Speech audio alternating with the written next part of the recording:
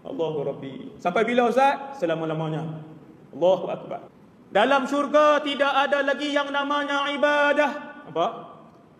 Salat dah tak ada, puasa dah tiada, zakat dah tak ada, haji dah tiada.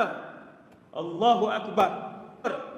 Ahli syurga tidak buang air besar, ahli syurga tidak buang air kecil, dan ahli syurga tidak pun meludah membuang kahaknya. Nikmat yang paling ditunggu-tunggu oleh seluruh orang lelaki ialah nikmat bidadari. Semua orang perempuan. Nabi cerita dalam hadis riwayat Imam Bukhari dan Muslim, setiap ahli syurga masuk ke dalam istananya ada 2 bidadari. Yang ni hadis sahih. 2 orang. Kedua-duanya saling berbaik-baik.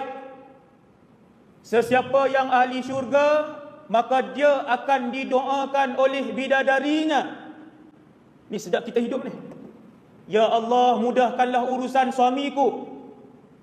Ya Allah, berikanlah hidayah untuk dia beribadah kepadamu.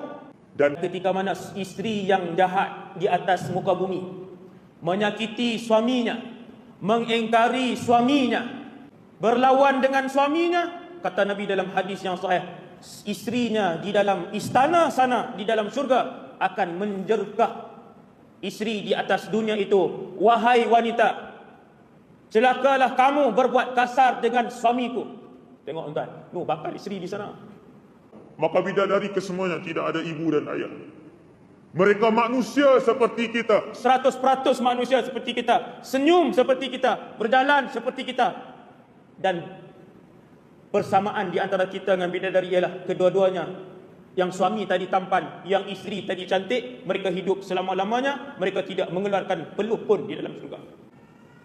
Nabi bercerita bahawasanya orang-orang lelaki bersama berjima dengan isteri-isteri mereka. Bahkan itulah yang nikmat yang disebutkan oleh Nabi dalam hadis-hadis yang sahih, dan Allah sebutkan secara tidak langsung di dalam Al-Quran. Wahum fi syughulin fakihun. Mereka sibuk di dalam syurga, di dalam istana mereka. Lalu sahabat tanya, apakah yang mereka sibuk itu ya Rasulullah? Ibnu Abbas mentafsirkan ayat itu, mereka sibuk memecahkan keperawanan isteri-isteri mereka. Tuan, semua nikmat-nikmat dunia Allah sediakan dalam syurga. Untuk Allah bagi tahu kepada kita, tak perlu kalian kejar dunia yang sementara. Berkorbanlah hidup kalian untuk aku akan berikan nikmat selama-lamanya dalam syurga. Maka untuk memastikan setiap ahli syurga menggunakan nikmat syurga secara maksimum, Allah memudahkan mereka. Mereka berjima sepuas-puasnya. Tuan-tuan, perkara jima ni Nabi cerita.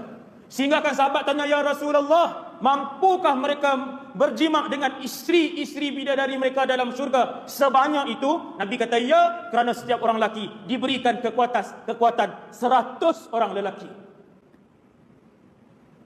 Orang lelaki suka apa tuan? Sebab tu Allah ciptakan bidadari dalam syurga. Ini nikmat kalian. Berpadalah dengan isteri yang Allah bagi di atas muka bumi, bersyukurlah kerana di atas syurga sana Allah sediakan